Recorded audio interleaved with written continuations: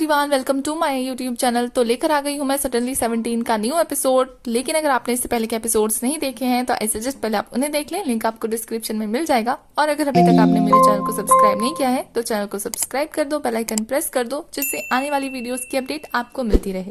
तो episode start होता है और हमें सीन दिखाया जाता है कि कंपटीशन का दिन आ जाता है और हमारा माओ यहाँ बैठा होता है कि उसके पास युआन आती है, जो कि चिपक चिपक के उससे बात करने लगती है। बट वो उसका मूड इतना खराब होता है कि वो युआन को वहां से भेज देता है। दूसरी तरफ बेन को दिखाया जाता है जो कि फ्लावर लेकर आ रहा होता है। साथ में वो किसी अदर स्कूल के बच्चों से टकरा जाता है। उसका फ्लावर नीचे गिरने की वजह से वो अदर स्कूल के बच्चे उसका फ्लावर ले लेते हैं और उसको देते नहीं है, जिस बात से उसकी बहस हो जाती है। बट वो लोग 3 थे जो कि इस पे भारी पड़ रहे थे, तो बेन जो है वहां से बहाना मारकर भाग जाता है और फिर सड़े हुए मुंह के साथ आकर माओ के पास बैठता है। तो माओ उससे पूछता है कि क्या हुआ, पर वो माओ को कुछ बताता नहीं है। पर जैसे ही स्टेज पे अनाउंसमेंट होती है ना कि वो तीनों डांस करने आने वाले हैं, शिया, निंग और टियान। तो टियान का नाम सुन के हमारे बहन की हालत खराब हो जाती है, क्योंकि उसे ऐसा लगता है कि वो फैटी है तो वो डांस नहीं कर पाएगी। तो माओ जो है उसे चुप कराता है और परफॉर्मेंस पे ध्यान देने के लिए कहता है। और यहाँ इन तीनों की परफॉर्मेंस स्टार्ट हो जाती है, जो कि बहुत अच्छे से डांस कर रहे होते हैं, बहुत अच्छे से एंटरटेन कर रहे होते हैं, जिससे बाकी बच्चों को भी बहुत मजा आ रहा होता है, सब लोग एंजॉय कर रहे होते हैं। उसी बीच में वो अदर स्कूल के 3 बॉयज आ जाते हैं और वो आकर निंग को ताड़ने लगते हैं। शायद वो निंग के लिए आए थे। तो इसी बीच बेन की नजर उन पे पड़ती है और वो उन पे चिल्लाने लगता है कि तुम लोग मेरी वजह से आए हो ना, मेरे पीछे पीछे करते करते। तभी माओ आता है और वो उनसे पूछता है कि क्या बात है। तो बेन जो है माओ को सारा किस्सा बताता है कि वो निंग के लिए फ्लावर लाया था, बट इन लोगों ने छीन लिया। और वो लोग भी कहते हैं कि वो लोग निंग को ही देखने आए हैं, क्योंकि वो निंग को प्रपोज करने वाले हैं इस फूल के साथ, जो कि उनका नहीं है। और इस बात से बेन और उसकी लड़ाई होने लगती है और हमारा माओ बीच बचाव करने की कोशिश कर रहा होता है। उतने में प्रिंसिपल आ जाती है और उन तीनों को भगा देती है वहां से। पर वो माओ और बेन का कान पकड़ के वहां से ले जाती है खींच के पनिशमेंट के लिए। और यहाँ इन तीनों की परफॉर्मेंस खत्म हो जाती है। तो परफॉर्मेंस के बाद जब वो तीनों जा रही होती हैं तो हमारी ट्यान कहती है कि उसे ऐसा लगता है कि आज उसे ना कोई लड़का तो प्रपोज कर ही देगा। और वो तीनों ही ऐसा फील करने लगती हैं कि आज वो तीनों बहुत ज्यादा फेमस हो गई हैं इतने अच्छे से डांस परफॉर्मेंस करने के बाद, और बहुत ज्यादा कॉन्फिडेंट फील कर रही होती है। और यही बातें करते करते वो लोग रेस्टोरेंट जाने का सोचे होते हैं अपना ट्रीट लेने के लिए। तभी उन्हें वही अदर स्कूल के बच्चे रोक लेते हैं, जो कि निंग को परेशान करने लगते हैं। बट निंग अवॉइड कर रही होती है, पर वो फिर भी उसका रास्ता नहीं छोड़ रहे होते हैं। यहाँ माओ और बेन जो है अपनी सजा कंप्लीट करके वापस आते हैं। तो हमारे बेन का मुंह ना फूला हुआ रहता है। तो माओ से पूछता है कि क्या हुआ। तो वो कहता है कि टीचर ने उसे इतना डांटा, पर उसने फिर भी कुछ नहीं कहा कि हमारी गलती नहीं थी।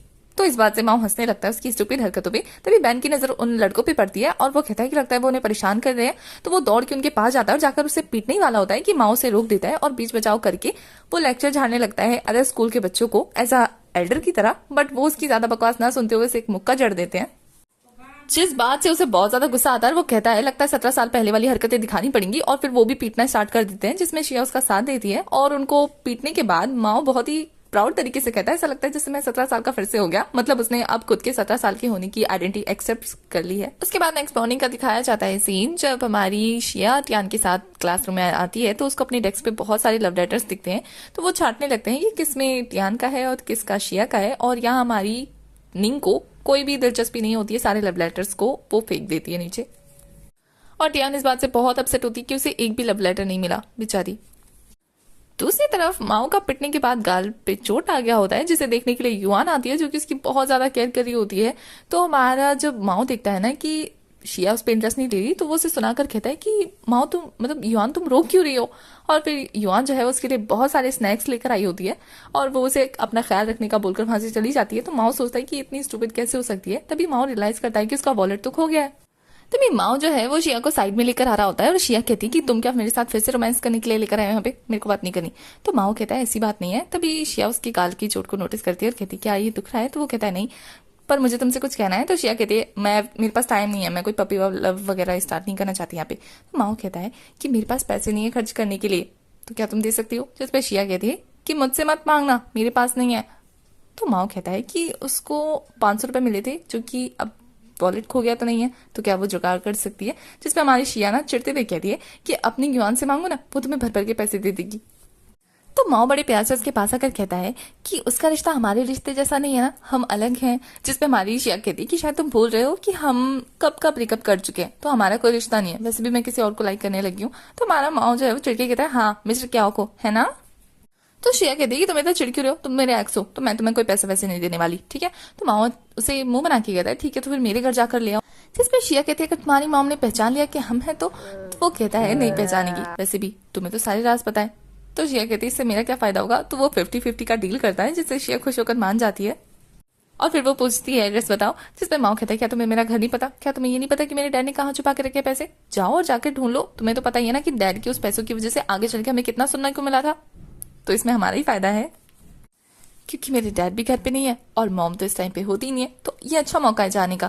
तो हमारी शिया उसका मजाक उड़ाने लगती है कि कितने अच्छे चोर हो, अपने ही घर का एड्रेस बता रहे हो चोरी करने के लिए। तो माओ उसकी बात से चिढ़कर कहता है कि मैं खुद जा रहा हूँ। तो शिया से रुककर कहती है नहीं नहीं मैं जा रही हूँ। तो माओ खुशी खुशी उसे अपने घर की चाबी दे देता है। हमारी शिया माओ के घर पहुंच जाती है और जहां जहां हिडन जगह पे उसके डैड ने सेविंग्स छुपा रखी होती है ना, वहां से वो निकाल लेती है खींच की, और इससे पहले कि वो घर से निकल पाती है घर में कोई आ जाता है। तो वो जैसे तैसे कर्टन के पीछे छुपती है और दिखाया जाता है कि यहाँ और कोई नहीं बल्कि माओ की मॉम आई होती है, जो कि अपने पड़ोसी के साथ आई होती है। और यहाँ पता लगता है कि माओ की मॉम का अफेयर उनके पड़ोसी के साथ चल रहा होता है। तो जैसे उनका पड़ोसी कहता है ना कि उनको गर्मी लग रही है, पर्दा हटाना हटाना है, तो माओ की मॉम जाकर पर्दा हटाती है और वहां उन्हें शिया दिख जाती है। तो वो पूछती है कि वो यहाँ क्या कर रही है। तो शिया बताती है कि वो बुक्स लेने आई थी, बट ये माओ के डैड तो नहीं लग रहे। वो उस पड़ोसी को देखकर कहती है और माओ के डैड की फोटो दिखाने लगती है, जिससे माओ की मॉम बहुत ज्यादा घबरा जाती है। तो वो पड़ोसी अंकल जो है वो बहाना मारने लगते हैं माओ के सामने, शिया के सामने। पर शिया तो बहुत ज्यादा इंटेलिजेंट है, वो समझ जाती है और वो उनके सारे बहानों को फेल कर देती है। पर वो बहाना मार के वहां से भाग जाते हैं और यहाँ माओ की मॉम बहुत ज्यादा एम्बेरस फील कर रही होती है और फिर वो शिया को मक्खन मारने लगती है। और यहाँ शिया भी मौके का भरपूर फायदा उठाकर ना उसे ब्लैकमेल कर रही होती है, क्योंकि उसे तो सारी चीजें पता लग गई है। तो माओ की मॉम उससे कहती है कि ये बात पता नहीं लगनी चाहिए माओ को। तो शिया कहती है ठीक है वो नहीं बताएगी, और ये बोल के वो चली जाती है। यहाँ माओ की मॉम की हालत खराब हो जाती है।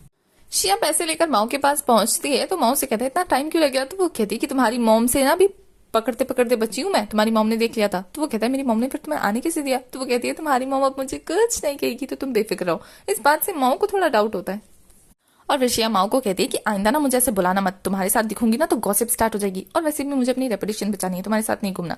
इस बात से माओ को थोड़ा सा हर्ट होता है।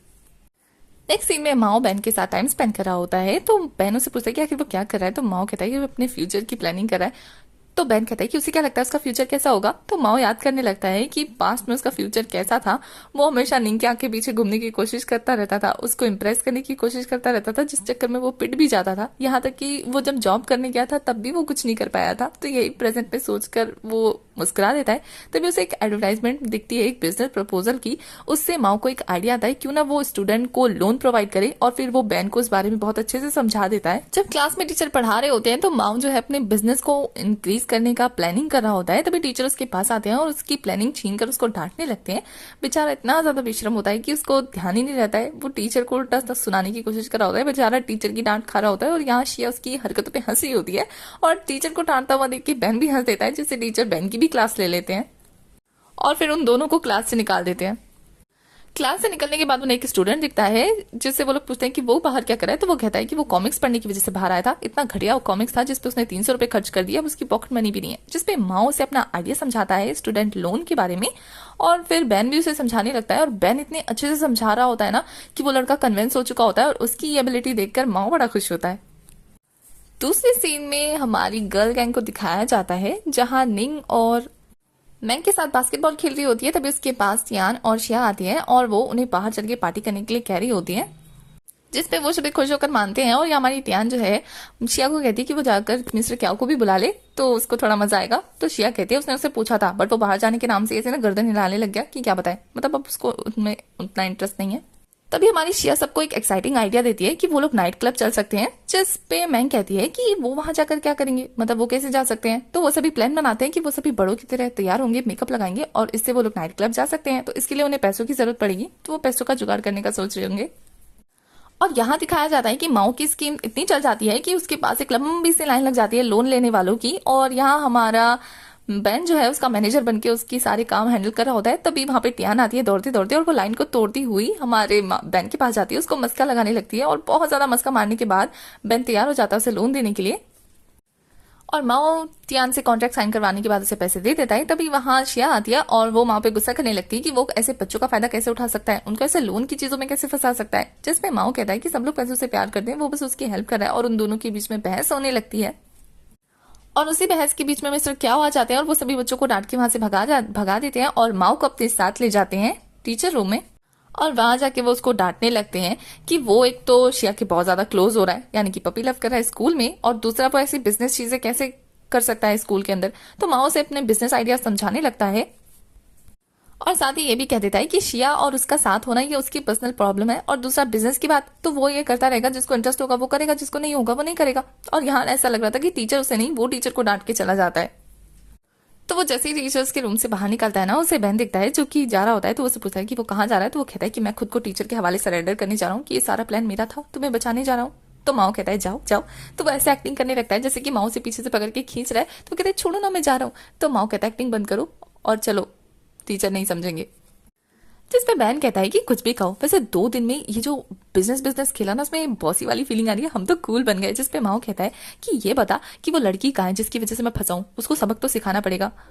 तो हमारा बहन बता देता है उसको कि शिया जो है वो तो कब की चली गई, उसको नाइट क्लब जो जाना था।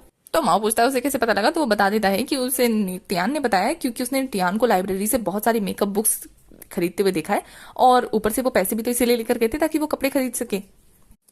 और फिर वो माओ से कहता है कि क्या तुम्हें शिया पे लाइन मारने के लिए नाइट क्लब जाना है। तो वो कहता है क्या बकवास कर रहा है, मैं उस पर लाइन मारने के लिए नाइट क्लब क्यों जाऊंगा, वैसे भी वो लड़कियों को गलत डायरेक्शन में लेके जा रही है, मुझे उसे सबक सिखाना ही पड़ेगा। और फिर वो दोनों डिसाइड करते हैं कि किसी प्लान के साथ जाएंगे उनके पीछे, जिस पे बहन भी मान जाता है, और फिर वो दोनों चले जाते हैं उनकी खैर खबर लेने के लिए। और इसी के साथ ये एपिसोड हमारा यहीं खत्म हो जाता है। तो इसी के साथ हमारा एपिसोड हो जाता है यहाँ खत्म। आगे की कहानी के लिए आपको नेक्स्ट एपिसोड तक वेट करना है। तब तक के लिए बाय। और अगर अभी तक मेरे चैनल को सब्सक्राइब नहीं किया है तो चैनल को सब्सक्राइब कर दो, बेल आइकन प्रेस कर दो, जिससे आने वाली वीडियोस की अपडेट आपको मिलती रहे।